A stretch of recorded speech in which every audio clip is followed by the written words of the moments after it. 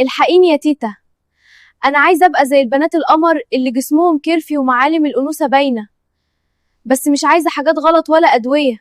تعالي يا بنتي، عندي الحل. بس قبل ما أقولك أي حاجة خليهم يصلوا على النبي في الكومنتات، وما تنسوش المتابعة واللايك، ما انتوا حبايبي بقى.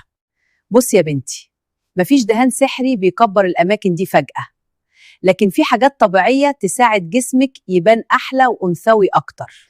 أول حاجة التغذية الصح، كل أكل فيه بروتين ودهون صحية زي بيض، لبن، تمر، مكسرات. تاني حاجة تمارين بسيطة في البيت زي السكوات وتمارين الجسم، دي بتبرز الشكل الكرفي. تالت حاجة زيت اللوز الحلو وزيت جوز الهند ومعلقة خميرة، يدوا نعومة وشكل مشدود وبيساعد في التكبير، بس ده محتاج منك انك تعمليه يومين ومتزهقيش عشان النتيجة هتغيب بس فعالة. ولو عايزة حاجة أقوى اكتبي لي تم في التعليقات وأنا هبعت لك الجزء التاني.